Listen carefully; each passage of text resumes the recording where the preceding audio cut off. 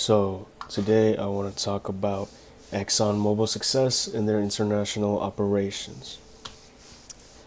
So since 1999, ExxonMobil has achieved the global outreach and impact that a successful multinational company is expected to possess, and have thus outreached their legacy far beyond just the United States. Even though that's where they were founded, that's where they began, that's where they built up the foundation for ExxonMobil.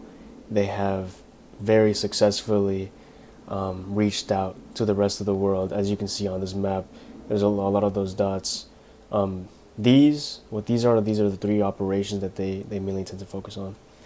But yeah, this is where they reached out, and they have really touched a lot of nations when it comes to it.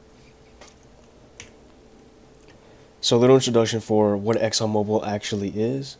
They're primarily known for being one of the world's major producers of energy through the production of oil and gas, but over the years they have expanded to other sectors such as delivering industrial solutions, developing lower emission transportation, and producing materials for modern living. These modern living materials, for example, would be plastics and other things such as that.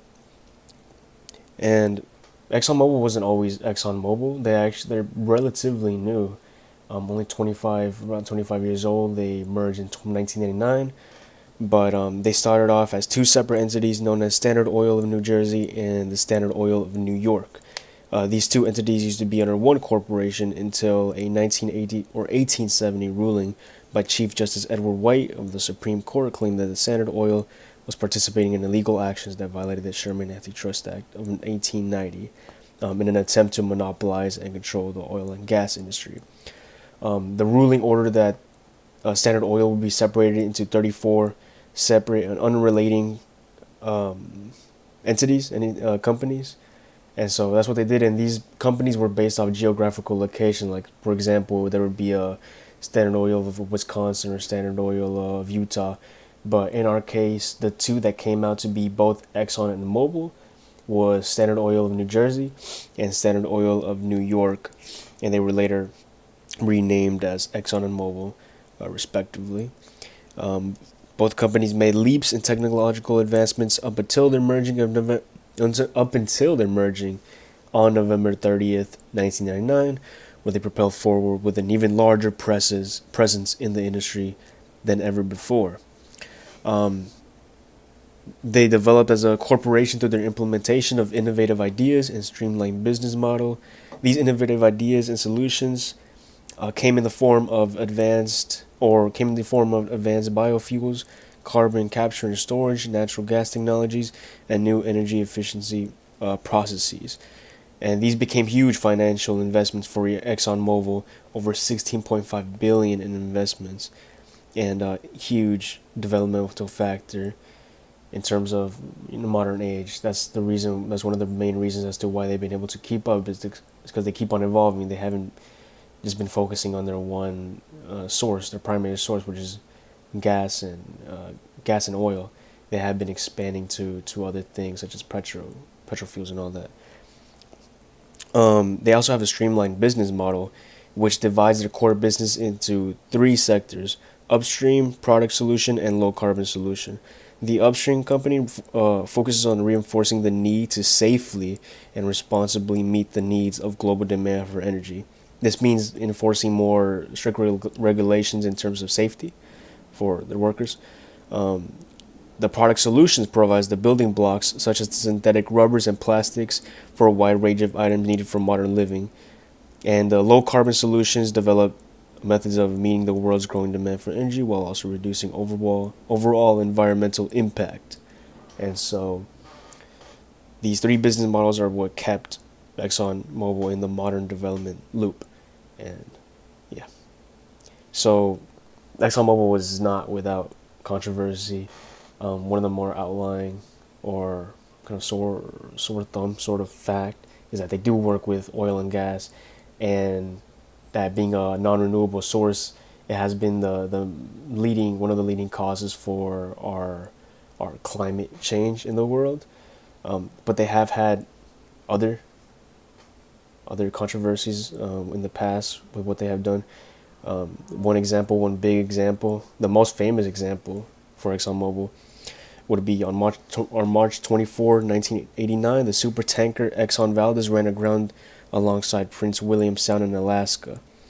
In a short amount of time, only a short amount of time, 250,000 barrels of oils leaked into the water, and the consequences were horrific. There's more than 1,300 miles of shoreline were affected, with thousands of wildlife creatures dying.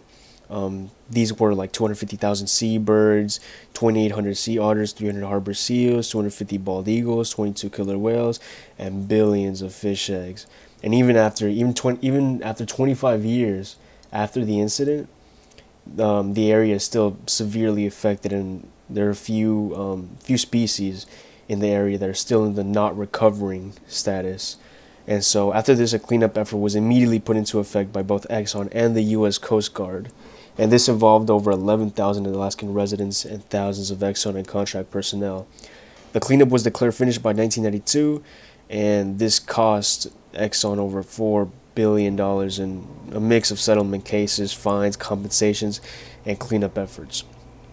A little, not really fun fact, but Joseph J. Hazelwood, the ship's captain, was actually later found to have been drinking before operating the tanker, and that caused him to lose his job, because that might have been one of the big factors as to why this could have happened. Something like this could have happened.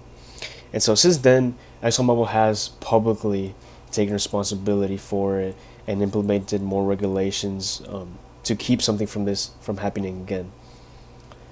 In terms of analysis and how ExxonMobil has grown so huge, the term globalization is something that immediately came to my mind, and it can really be seen with their facilities ranging from Guyana and Indonesia all the way to Papua New Guinea and Qatar. So huge global outreach, and they have successfully integrated themselves into the culture and the environment of these places.